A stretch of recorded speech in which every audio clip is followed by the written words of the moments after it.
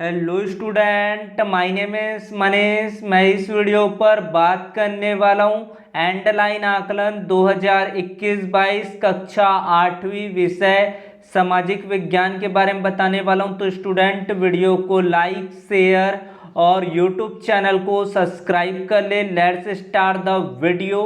प्रश्न क्रमांक पहला, सही विकल्प चुनकर लिखिए। Choose the correct answer. First question is प्रथम विश्व युद्ध प्रारंभ हुआ 1914, 1919, 1939, 1945। तो इसका उत्तर आ जाएगा 1914। छत्तीसगढ़ का प्रयाग तीर्थ कहा जाता है राजिम को। उसके बाद अगला प्रश्न है, यदि आपके गांव में सड़क निर्माण का कार्यक्रम चल रहा है जिसके तहत मजदूरी 200 रुपये परंतु वहां मजदूरी 175 रुपये ही दी जा रही है, तो आप सही मजदूरी के लिए किस अधिकार के तहत आवेदन करेंगे? सूचना के अधिकार। जनसंख्या के घनत्व का अर्थ प्रति वर्ग किलोमीटर क्षेत्रफल में रहने वाले लोगों की संख्या। कैबिनेट मिशन में किनको शामिल किया जाता है? प्रांतीय विधानसभा के चुने सदस्य, भारतीय रियासतों के राजा, जमींदार, भारत का प्रत्येक व्यक्ति। तो इसका ब उत्तर आ जाएगा। निम्नांकित में से उचित शब्दों का चयन कर रिक्त स्थानों की पूर्ति कीजिए। स्वतंत्र भारत के प्रथम गवर्नर जनरल कौन थे? मोस्ट आईएमपी ये क्वेश्चन है। लॉर्ड माउंटबेटन थे। म्यांमार और बांग्लादेश भारत के दक्षिण पूर्व दिशा में है। दक्षिण में म्यांमार और पूर्व में आपका बांग्लादेश।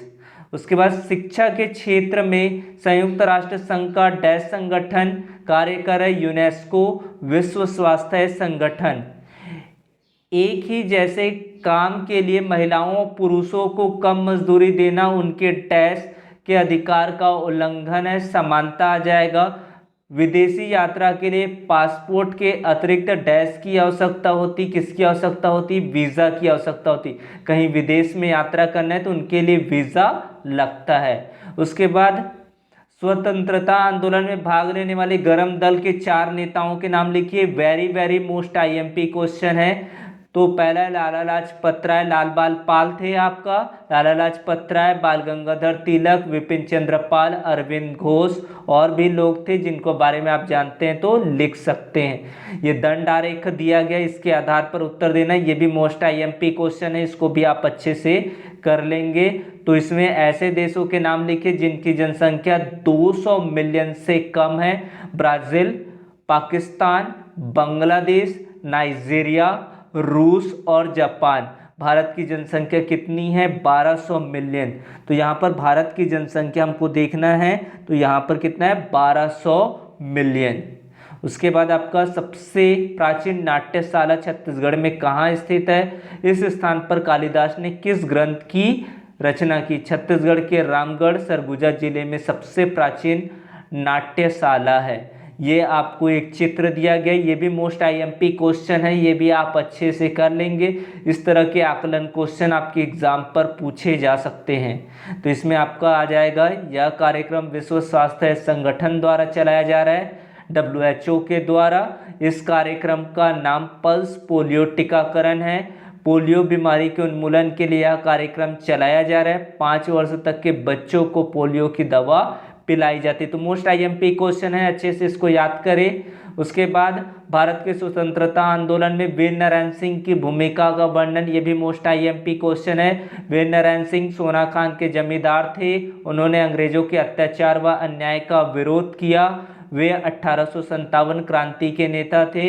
उन्हें 10 दिसंबर 1857 को फांसी दे दी गई। तो ये मोस्ट आईएमपी क्वेश्चन है, ये भी आपका मोस्ट आईएमपी क्वेश्चन है। सूचना के अधिकार के अंतर्गत जानकारी प्राप्त करने की विधि, किस तरह से आप प्राप्त करेंगे? सूचना के अधिकारी के अंतर्गत जानकारी प्राप्त करने के लिए जिस संस्था से जानकारी प्राप्त की जानी है उस संस्था के प्रमुख को लिखित में आवेदन देना होता है तथा इस हेतु 10 रुपये का शुल्क देना पड़ता है। गरीबी रेखा से नीचे रहने वाले व्यक्ति को शुल्क नहीं देना पड़ता है।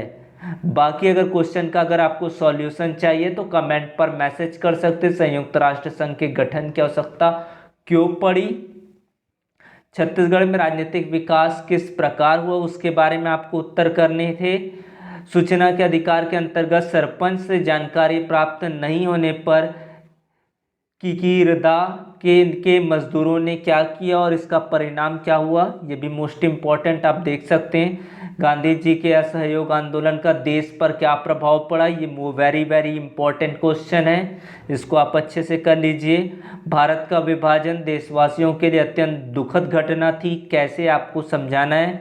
भारतीय गणतंत्र की स्थापना किन परिस्थितियों में हुआ। माउंट बेटन योजना, कश्मीर का विलय, ये भी मोस्ट इम्पॉर्टेंट है। पंचशील के सिद्धांत आप अच्छे से याद कर लेंगे, ये क्वेश्चन आपको पूछे जाते हैं। भारत के विदेश नीति का सिद्धांत लिखिए। जनसंख्या वितरण को प्रभावित करने वाले भौगोलिक कारकों का वर्णन करना, ये भी आपका इम्पोर्टेंट क्वेश्चन है। इस तरह के क्वेश्चंस आपके आकलन में पूछे जा सकते हैं, तो ये सारे क्वेश्चंस को आपको अच्छे से देख लेना है। अगर कोई अपडेट मिलता है, कुछ अगर इन्फॉर्मेशन अगर रियल पेपर के अकॉर्डिंग आता है, तो आपको मेरे चैनल के थ्रू उसका नोटिफिकेशन सारा चीज़ आपको मिल जाएगा। तो चैनल को सब्सक्राइब जरूर कर ले, बेल घंटी आइकॉन को भी प्रेस कर दे। Thank you.